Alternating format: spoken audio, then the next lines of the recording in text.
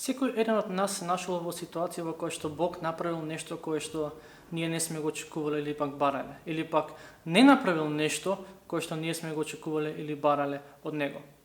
Некогаш може би станува збор за ситуација во која што ние сме се молеле Бог да интервенира и да направи нешто лично во нашите животи. И Бог не го направил тоа. Некогаш може би станува збор за ситуација во која што ние сме се молеле Бог да направи нешто во животите на нашите блиски. И Бог не го направил тоа. Некогаш пак може би станува збор за ситуација во која што ние сме се молеле и сме барали од Бог да направи една работа, тој направил нешто сосема поинакво.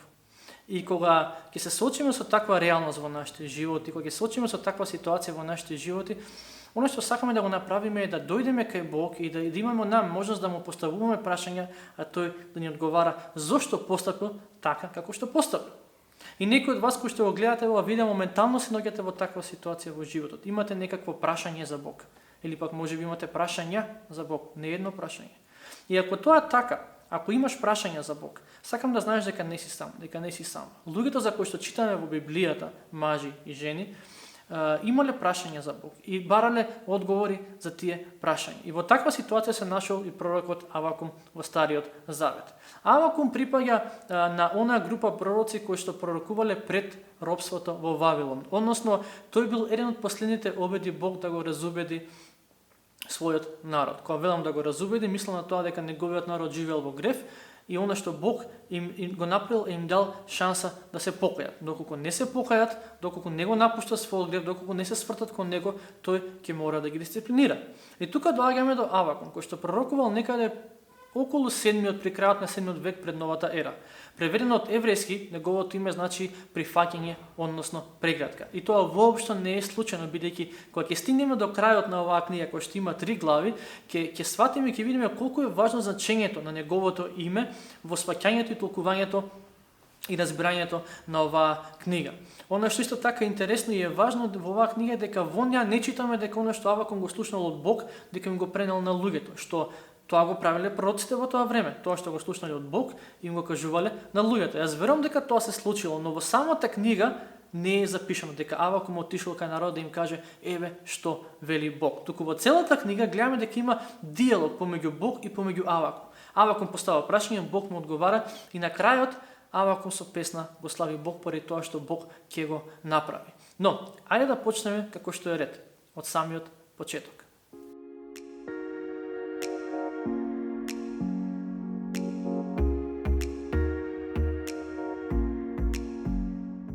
Оваа книга започнува со првата глава, првиот стих во кој што ни се кажува дека пророкот Авакум добил некакво видение, односно дека добил посебно откровение од Бог.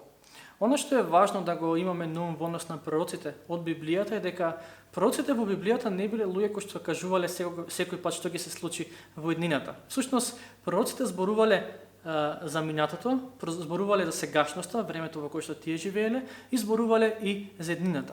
Што мислам по тоа? Тие ги потсетувале луѓето што е тоа што Бог го направил за нив во минатото и што е тоа што Бог им го кажал во минатото. Истовремено ги потсетувале луѓето што е тоа што тие го прават во сегашноста и дека тоа што го прават е спротивно на Божите закони и исто така зборувале во однос на иднината. Односно, ако луѓето во сегашноста не го сменат начин на кој што живееле, начин на кој што се однесувале, дека Бог во иднината ќе мора да го казни гревот. И пророкот Авакум го започнува својот разговорот помеѓу него и помеѓу Бог со прашање. И прашањето кое што Авакум му го поставува на Бог е прашање кое што некој од нас или му го поставиле или пак сака да му го постават на Бог. А тоа е следно: до кога, Господе, ќе барам од тебе да се справиш со злото околу мене, а ти ништо нема да преземеш? Прва глава, 2 до 4 стих.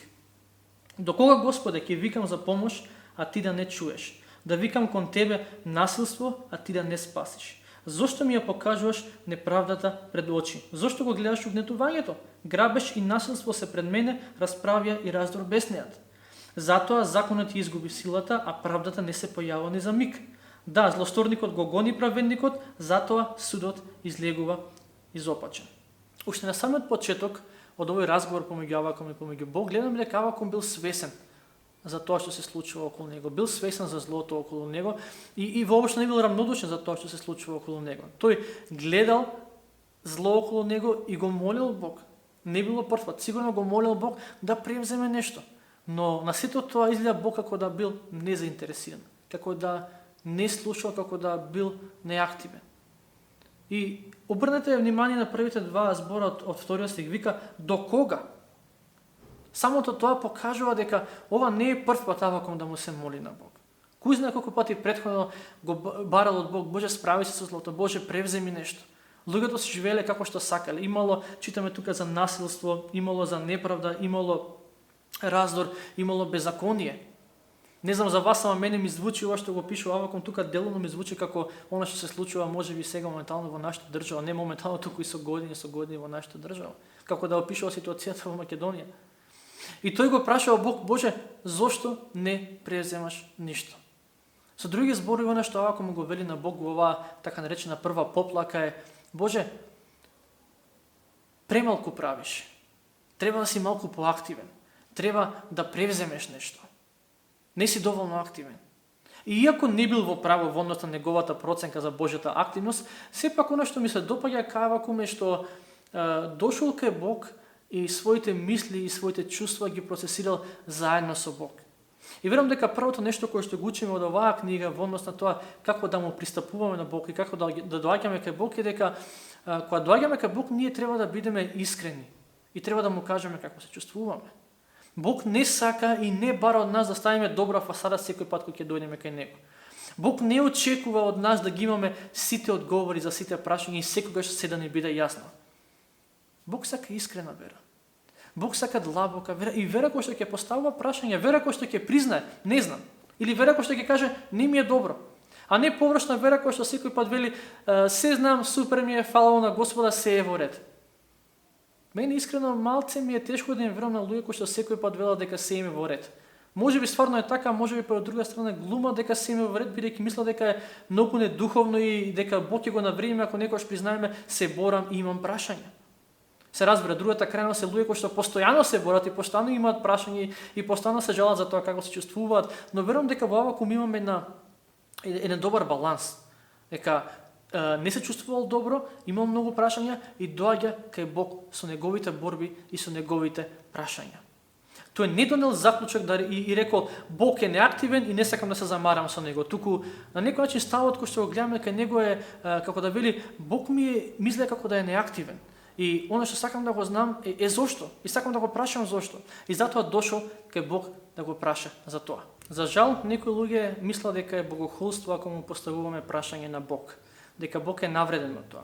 Но низ Библијата читаме за мажи и жени кои што имале прашања и кои што доаѓале кај Бог со своите прашања и барале одговори. Не секогаш ги добивале одма одговорите, но со тек на време нештата им станувале појасни. Јас би рекол дека богохулство е кога не доаѓаме кај Бог со нашите прашања, туку носиме заклучоци за тоа каков е тој врз основа на тоа како ние моментално се чувствуваме. Богохулство не е кога поставуваме прашање на Бог. Богохулство е кога носиме заклучоци за Него, без да се консултираме со Него, без да го прашаме, Боже, што е тоа што ти имаш да го кажеш во однос на ситуацијава. Но и кога ќе дојдеме кај Бог со нашите прашања, ние всушност велиме, не знам Боже, се борам, се сомневам, помогни ми да разберам. И кога бараме тој да превземе нешто, кога бараме како што Авакум го направил тоа, Боже, направи нешто, често ќе се случи и треба да бидеме спремни на тоа, дека неговиот план ќе биде поинаков од она што ние го бараме или пак она што ние го очекуваме.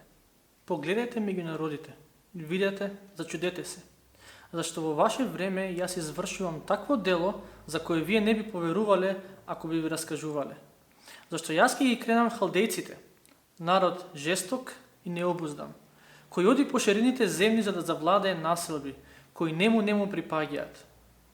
Коњите негови се побрзи и од леопарди, а пострашни и од волци во рани зори. Коњицата негова подскокнува, јавачи му доаѓаат од далечина, налетуваат како орли што се спуштаат врз пленот. Сите тие доаѓаат по грабеж, со лица вжештени, грабаат робови како песок, и со цареви се подигруваат, а кнезовите им служат за подбив. Над секоја тврдина се смеат, да си пуваат обсаден окоп и ја преземаат. Тогаш како ветар се свртуваат и си одат, престапници и виновници. Нивната сила им е Бог. Авакум го добил одговорот на своето прашање. Не веднаш, бидејќи долго време се молел и барал од Бог решение, но сепак добил одговор. Но одговорот што го добил бил многу поинаков од тоа што го очекувал. И тоа е едно нешто со кое што често се соочуваме или ќе се соочуваме во животот како верници, дека Бог ќе ни изненади со својот начин на действување. Многу често се случува ние да си имаме една замисла за тоа што Бог треба да направи, како тој треба да го направи и кога тој треба да го направи тоа што ние го сакаме или пак го бараме или очекуваме од него. И од време на време ќе се судриме со реалноста дека Бог ниту действува како што сакаме, ниту пак действува кога што сакаме, ниту пак го прави тоа што ние го бараме од него. Не велам дека Бог заинат ни се контра на нашите желби, на нашите барања и очекувања, но поентата ми е следнава. Ако нашите очекувања за тоа што Бог ќе направи или пак треба да направи не се основани врз неговите ветувања во Библијата, тогаш сигурно ќе бидеме разочарани од тоа што Бог го има направи, или пак сигурно ќе бидеме изненадени од тоа што Бог го прави. Кога тогаш Бог ќе не шокира ако не очекуваме работи кои што тој ги ветил во Библијата. И токму тоа се случило на Авакум. И јас го имам тоа искусно многу пати во животот. Божиот одговор на првата поплака на пророкот Авакум му вели: Боже, не правиш ништо, не си активен, и Бог му вели: гледај малце пошироко и ќе видиш што правам. Не само што ќе се справам со злото што го има помеѓу мојот народ, туку ќе ги употребам вавилонците, халдејците, за да го казнам гревот на јудејците. Бог го изненадил Авакум. Авакум не очекувал такво нешто. И Бог од време на време ќе ни изненадува, бидејќи за жал некогаш не го очекуваме тоа што тој ни го ветил. Едно многу важно и најважно изненадување е поврзано со Господ Исус Христос. Евреите очекувале дека ќе дојде Месија кој што ќе ги избави од робството од Римската империја, ќе им помогне да воспостават своја власт, да имаат свој цар и така натаму. И еве го Господ Исус Христос кој што е Месија, кој што доаѓа и умре на крстот за нашите гревови и по 3 дена воскреснува. Никој не го очекува тоа. Луѓето очекувале избавување, очекувале Месија, но не на таков начин. Слично нешто се случува и со Авакум. Авакум очекувал избавување, знаел дека Бог го тогаш ќе го казни гревот, ама не очекувал дека Бог ќе ги употреби вавилонците кои што биле многу полош народ од јудејците, за да го казни гревот на јудејците. И кога тој го добил одговорот на својата прва поплака, тој бил уште повеќе збунет. Прво го моли Бог да го отстрани злото од народот. И тоа го молил не знаеме колку време. И кога Бог му дал одговор, му кажал на некој начин: да, Авакум, јас ќе го казнам гревот помеѓу народот, но начинот на кој што ќе го направам тоа е така што ќе донесам еден народ од страна кој што патем кажам се уште полоши од нив и нив ќе употребам како средство за исполнување на мојата цел. А мојата цел е носење на правда. Казнување на гревот помеѓу народот. Самиот Бог вели дека вавилонците се престапници и виновници во 1 глава 11 стих. Но сепак вели: јас ќе ги употребам нив за да ги исполнам своите цели. И она што го гледаме во овие стихови во Божјиот одговор е дека Бог не му вели на пророкот: еве зошто се случува сето тоа, туку му вели: еве што јас ќе направам. На некој начин Бог не му објаснил на Авакум зошто се случува тоа што се случува, туку му открил што ќе се случи понатаму. Авакум барал објаснување, Бог дал откровение. Откровение, а не објаснување. Тоа ни е потребно нас денес. На црквата е очено потребно откровение за тоа кој е Бог, бидејќи црквата денес не пати од недостаток на информации и објаснувања, туку оно што пати, верувам, денеска црквата е недостаток од откровение, односно соодветна слика за тоа кој е Бог, што тој прави во нас и што тој прави околу нас. Кога ќе добиеме соодветна слика, откровение за тоа кој е Бог и кои се неговите планови, тогаш тоа е првиот чекор кон сваќањето на тоа како ситуацијата во која ние моментално се наоѓаме се вклопува во се што тој прави, а Божјото откровение го имаме во самиот Божји збор. Земете како пример ситуација со вирусот во која што моментално се наоѓаме. Дали Бог сака луѓето да страдаат? Дали Бог сака луѓето да умираат? Верувам дека не. Верувам дека појавата и ширењето на овој вирус е резултат на човечка неодговорност. Дали Бог ќе го спречи вирусот веднаш кога ќе го посакаме? Не, бидејќи до сега доста сме барале тоа се случи, не се случило. Исто како што Бог не го спречил ширењето на Вавилонското царство во времето на Авакум. Бог ќе искористи ситуацијата во која што ние моментално се наоѓаме за да не научи нешто и за да ги исполни своите цели и своите планови. Не знаеме како, исто како што искористил ситуацијата со ширењето на Вавилонското царство во времето на Авакум, за да ги исполни своите цели и своите намери. Без разлика дали тоа ни се допаѓа или не, дали е тоа дел од нашиот план или не. И иако оваа реалност некогаш е тешка за нашите така наречени духовни желудници да ја сварат, сепак верувам дека оваа реалност треба да ги смири оние кои што се надеваат на Бог. Бидејќи ова ни покажува дека се што се случува во светот е затоа што Бог дозволил тоа да се случи. И ако Бог дозволил и допуштил тоа да се случи, тогаш Бог ќе најде некој начин на кој што ќе направи сето тоа да содействува кон исполнувањето на неговите цели и на неговите намери.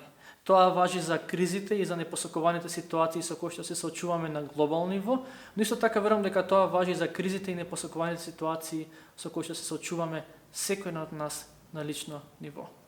Пазете го одговорот на пророкот. Сега повторно има поплака пред Бог, но овој пат неговата поплака е поинаква од претходната. Во 12 до 17 стих пишува вака: Но зар не си ти од векот, Господ Бог мој, светецот мој? Ти кој не умираш, ти, Господе, само за суд си го допуштил тоа. Карпо моја, за казна си го пределил ова. На чистите очи твои не е својствено да гледаат злосторства и ти не можеш да гледаш угнетување. Зошто гледаш злодејци и молчиш, кога нечистивиот проголтува човек што е поправеден од него? Ги оставаш луѓето како риба в море и како лазачи кои немаат господар. Непријателот со јатици ги лови во мрежата своја, ги извлекува и ги собира на суво, па затоа се радува и весели. Затоа на мрежата своја и принесува жртва и на торбата и кади со темјан, зашто тие му прибавуваат сладок, залак и вкусна храна. Ке продолжи ли тој да ја празни мрежата своја и постојано да ги убива народите безмилосно? Реакцијата на пророкот е нешто во стилот на: Боже, ти сериозен ли си? Како може ти да го казниш злото така што дозволуваш да се случи уште поголемо зло? Првата поплака на пророкот Авакум е: Боже, дај направи нешто. Мислеа дека не си доволно активен. А сега втората поплака како да е: Боже, дај малку смирија топката. Премногу сакаш да се активираш. И реакцијата на пророкот на некој начин била како: Боже, не ми се допаѓа твојот план. Прво го прашал што ти е планот, што планираш да направиш. Бог му кажа и вика: не ми се баш допаѓа тоа што планираш ти да го направиш. И претпоставам си се нашол во таква ситуација во животот. И Авакум дури оди чекор понапред. И му вика на Бог дека: Боже, тоа што ти сакаш да го направиш, на некој начин не е својствено за тебе. Ти на некој начин како да сака да каже: ти не треба да го правиш тоа, ти си Бог, ти си добар, не треба да дозволуваш уште поголемо зло, туку треба да се справиш со ова мало зло. И пророкот се соочил со една многу тешка ситуација. Имал еден предизвик. И таа ситуација и тој предизвик да свати како може Бог такво нешто да дозволи, била добра околност за неговото знаење и сваќање за Бог или на Бог да се коригира. Авакум не можел да разбере како Бог може да дозволи такво нешто, како може Бог да дозволи такво зло. Но кога се соочуваме со кризи, некогаш кога се соочуваме па дури со зло во нашите животи, непосакувани ситуации, тогаш тие, колку да не ни се допаѓаат, се добра околност во која што Бог ќе почне малку по малку да поправи и коригира нашата теологија. И токму тоа се случува во овие стихови. Бог му го поправи и коригира начинот на сваќање кој што Авакум гледал на него. Авакум имал еден вид на разбирање за тоа како Бог действува, а Бог преку овие стихови му вели: нема да ти се верува што ќе направам. Буквално во прва глава 5 стих вика: нема да ми се верува што ќе направам. И Бог бил во право. На вистина на Авакум не му се верувало што тој планира да направи. Но во контекст на ова верувам дека прашањето за нас денес е следново: дали ќе му веруваш на Бог дури и тогаш кога неговите планови се поинакви од твоите? Дали ќе му веруваш на Бог тогаш кога ти бараш од него да направи нешто, а тој прави нешто што ти нити си го барал, ниту пак си го очекувал? Со таква ситуација се соочува Авакум во овој дел од книгата. Бидејќи многу е лесно да се верува на Бог тогаш кога го добиваме тоа што го бараме од Него. Но верата е ставена на вистински тест, верата е ставена на вистински испит тогаш кога Бог не ни го дава тоа што го бараме од Него. Со тоа се соочил Авакум, со тоа се соочувал и ќе се соочува секој еден од нас. Некој од вас моментално се соочувал со таква ситуација во животот. Втората глава започнува со стихот во кој што Авакум вели дека ќе застане на стража, односно на кула, ќе седи и ќе чека одговор од Бог. Во тоа време оној кој што седел на стража бил одговорен да го предупреди народот, доколку забележи дека се ближи некаква опасност. И затоа верувам дека ставот на Авакум во 2 глава 1 стих е: ќе застанам и ќе чекам да видам што е тоа што Бог ми го каже на оваа моја втора поплака и која е пораката која што Бог има да ми ја даде мене и јас да ма пренесам на народот. Иако му било тешко да ги свати Божите планови, сепак одлучува дека што и да е тоа што ќе му го каже Бог, дека ќе го прифати и дека ќе го ако некој ќе го сподели со другите луѓе. И оваа негова постапка е важна и за нас денес, бидејќи луѓето кои што се надеваат на Бог, луѓето кои што читат Библијата, луѓето кои што разбираат Библијата се повикани да го прават токму тоа, да ги објавуваат Божите зборови и Божите мисли на другите. Она што го знаеме, она што го учиме за Бог преку читањето на Библијата, не е само за нас самите. Туку треба да бидеме, како што вели Авакум, како стражари, луѓе кои што ќе дознаат нешто, ќе отидат и ќе го кажат на другите кои што не го знаат тоа. Бог пред се и над се ни се открил во неговиот збор и ние лично за да го спознаеме, но тоа никогаш не е крајот.